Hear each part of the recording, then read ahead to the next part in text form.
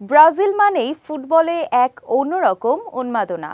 তবে এবারের কোপা আমেরিকায় শুরুটা বিবর্ণ করেছিল সেলেসাওরা। কোস্টারিকার সঙ্গে গোলশূন্য ড্রয়ে মাঠ ছাড়ায় ওই ম্যাচের কৌশল নিয়ে চলে তুমুল সমালোচনা। অবশেষে কোপা আমেরিকা কাপে নিজেদের জাত চেনাতে শুরু করেছে দক্ষিণ আমেরিকার এই ফুটবল পরাশক্তি।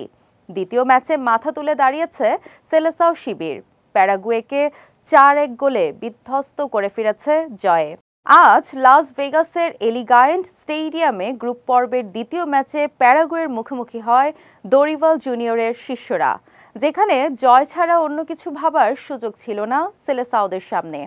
আর এদিন ব্রাজিলের জয়ের নায়ক হিসেবে আবির্ভূত হন ভিনিসিউস জুনিয়র। ভিনির জাদু নাকি শুধু ক্লাবের জন্য? ব্রাজিলের জার্সিতে তার পারফরমেন্স থাকে নিষ্প্রভ, কিন্তু এবার আর নিষ্প্রভ থাকেননি তিনি। প্যারাগুয়ের বিপক্ষে করেছেন জোড়া গোল।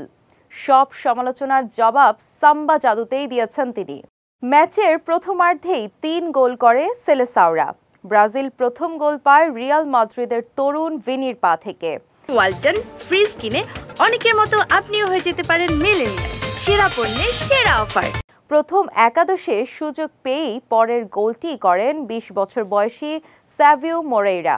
এরপর প্রথমার্ধের শেষ বাঁশির আগে দলকে 3-0 গোলের লিড এনে দেন ভিনি।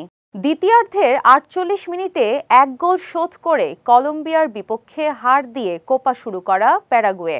ম্যাচের 65 মিনিটে পেনাল্টি থেকে গোল করেন পাকুয়েতা। এর মাধ্যমে চলতি কোপা আমেরিকায় দলের প্রথম জয়ের সঙ্গে গ্রুপ পর্ব থেকে বিদায়ের শঙ্কা অনেকটাই কাটিয়ে নিয়েছে 5 বারের বিশ্ব চ্যাম্পিয়নরা।